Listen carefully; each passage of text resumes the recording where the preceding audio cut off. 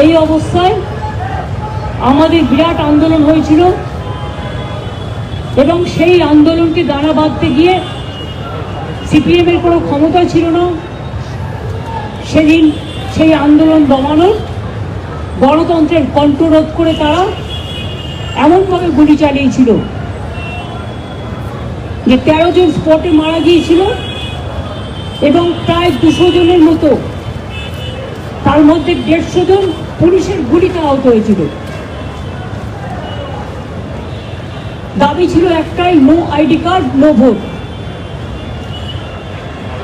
এবং সেশন নির্বাচন কমিশন হওয়ার পরে, তার আগে একজন অবজারভার হিসেবে এখানে এসেছিলেন, তিনি রিপোর্ট দিয়েছিলেন এবং সেই রিপোর্টের ভিত্তিতে এই no ID card no vote এটা সেশনের সময় চালু হয়।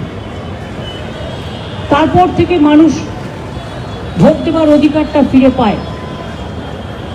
এসব অনেক তথ্য, অনেক লড়াই, অনেক সংগ্রাম, অনেক জীবন যুদ্ধ, এই কাহিনী আজও ছড়িয়ে আছে। ডাবল ইঞ্জিন রাজ্যগুলোতে বিজেপি কাউকে ভোট দিতে দেয় না, আর সিপিএম শাসিত রাজ্য তো পশ্চিমবাংলায় আমরা হাতে নাতে ফল পেয়েছি। তাদের আবার বড় বড় কথা ভাষণ দিয়ে বেড়াচ্ছে সোশ্যাল নেটওয়ার্ক তৈরি করে, পয়সার কোনো সীমারেখা নেই। কাজেই লড়াইটা কিন্তু লড়েছিল আমাদের সহকর্মীরা জীবন দিয়ে মাঠে ময়দানে।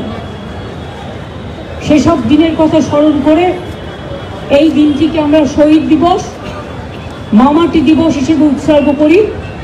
শহীদদের স্মরণে, 21শে জুলাই শহীদ সহ সমস্ত শহীদদের স্মরণে মামাটি মানুষ দিবস এবং গণতন্ত্র দিবস হিসেবে আমরা পালন করে থাকি।